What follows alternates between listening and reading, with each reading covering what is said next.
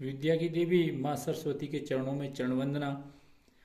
आज हम क्लास +1 का यूनिट 10 लेजर का चैप्टर करेंगे, जिसके मल्टीपल चॉइस क्वेश्चन करेंगे। तो फर्स्ट क्वेश्चन है हमारा, the book in which all accounts relating to business are open is called as. तो ऐसी पुस्तक जो in the book in which all account, जिसमें सारे अकाउंट जो है related to business are open, तो वो उस बुक का नाम है लेजर। तो इस बुक को बोलते हैं ledger. Ledger is the book in which all accounts relating to business are open, that is called ledger. तो इस बुक को जो है वो लेजर बोलते हैं। ये लेजर जो है वो प्रिंसिपल बुक्स ऑफ अकाउंट है। जिस प्रकार से जो दूसरी बुक्स थी, जैसे प्रिलिमिनरी बुक्स ऑफ अकाउंट्स में हमने बुक्स ऑफ ओरिजिनल एंट्री को शामिल किया, तो लेजर जो है वो प्रिंसिपल बुक्स ऑफ अकाउंट है।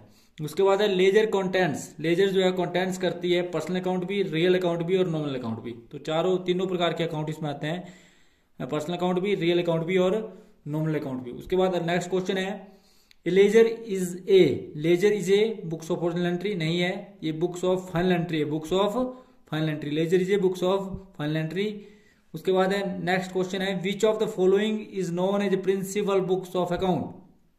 प्रिंसिपल बुक ऑफ अकाउंट जो है वो क्या होती है, लेजर होती है। ध्यान रखिए इस बात का, ledger is a principal book of account. जबकि जनरल और कैश बुक और जो आपकी जनरल और कैश बुक है वो आपकी प्रिलिमिनरी बुक्स ऑफ अकाउंट है, तो पासबुक भी नहीं है। तो प्रिंसिपल बुक्स ऑफ अकाउंट जो है वो आपकी लेजर है। उसके बाद transferring from journal to ledger is called posting. Posting means transferring from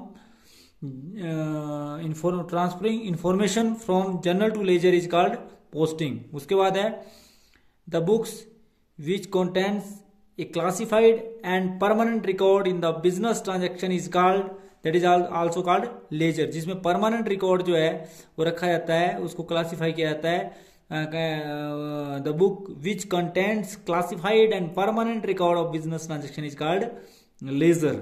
उसके बाद है trial balance is prepared on the basis of. Trial balance को प्रिपेयर किया जाता है लेजर के बेस पे। ध्यान रखिए इस बात का, trial balance always prepare on the basis of ledger. A ledger is called a book of. Ledger जो है वो बुक्स ऑफ फाइनल एंट्री है। आप लोगों को बार बार बताया कि ledger is a principal books of account, it is also called final entry. उसके बाद है the left hand side of ledger is called debit side. The left hand side of ledger is called debit side. Next question है, the right hand side of ledger is called credit side. तो right hand side, left hand side debit side and right hand side जो है वो क्या कहलाती है, credit side. When all the transaction relating to an account are collected at one place it is known as ledger. तो जब किसी भी ट्रांजेक्शन से रिलेटेड सारे एक ही स्थान पर लिखे जाते हैं तो उसको आप लेजर बोलते हैं। The main objective of keeping the ledger is to know the net result of all transaction of the same nature। तो इसका जो मेन ऑब्जेक्टिव है वो है जी आपका to know net result of all transaction of same nature. उसके बाद नेक्स्ट क्वेश्चन है, advantage of ledger are. Advantage of ledger are information about the certain liability, information about income and expenditure during a particular period, information about purchase and sale during a particular period, all of the above. All of the above जो है इसका right answer. अगला है आपका, the debit balance in personal account indicates account amount receivable. तो personal account का जो debit side है वो इंडिकेट करता है कि अमाउंट रिसीवेबल है। The debit balance in the real account indicates asset. The debit balance of the real account indicates asset. The debit balance in nominal account indicates expenses losses. तो expenses जो है इसका right answer है। The credit balance in the personal account indicates amount payable. Credit balance जो है वो personal account का amount payable है और डेबिट बैलेंस अमाउंट रिसीवेबल है। उसके बाद है the credit balance in the real account is the liability. Credit balance in the real account is a liability. उसके बाद है credit balance in a nominal account is a income. Credit balance of income and gains are credit. उसके बाद है when total of debit side of an account exceed the total of credit side the account is set to a debit balance। तो उसको आप क्या बोलते हैं, debit side. When debit side is more than the credit side the balance is called debit balance. Next question, normally the following accounts are balanced that is personal and real account. Personal account और real account को जो है वो balance निकाला जाता है, nominal account को जो ट्रांसफर किया जाता है। उसके बाद normally the following accounts are not balance but transfer. जो आपका नॉमिनल अकाउंट है, मैंने जैसे आपको बताया, वो क्या किया जाता है, ट्रांसफर किया जाता है, जबकि पर्सनल अकाउंट और रियल अकाउंट के जो है वो बैलेंस निकाले जाते हैं। Debit balance show asset and expenses. Debit balance show asset and expenses, जबकि income and gains and profit and incomes और लाइबिलिटी और इनकम जो है वो आपका क्रेडिट बैलेंस शो करती है। क्रेडिट बैलेंस शो यहाँ जैसे क्लियर बता दिया आप इसने, लॉस एंड एक्सपेंसेस डेबिट होते हैं, असेट एंड एक्सपेंसेस डेबिट होते हैं, लाइबिलिटी एंड इनकम जो होती है वो क्या होती है, क्रेडिट बैलेंस होती है।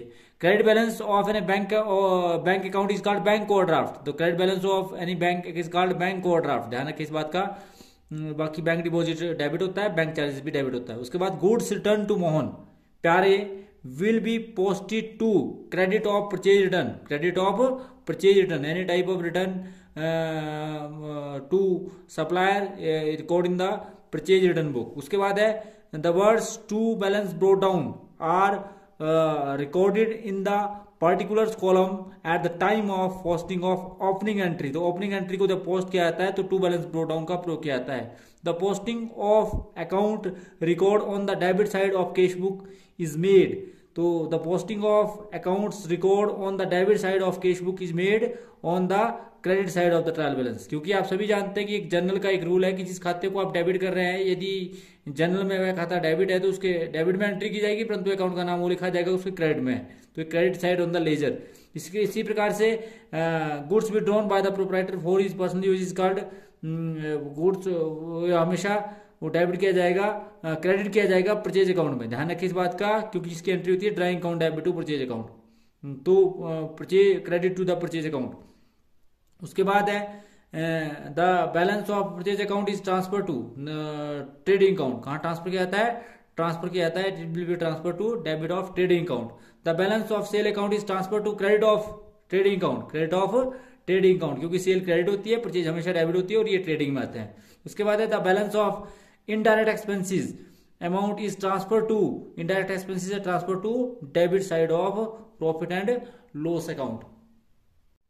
नेक्स्ट क्वेश्चन है pay to Ram Avtar 14,250 in full settlement of his account 15,000 postage 750 रुपए will be made to the 750 जो है वो मेड किया जाएगा। इस बात का ध्यान रखें, credit side of discount account, credit side of discount account. Receive 9,500 from Anurag in full settlement of 10,000 Anurag account will be posted bye.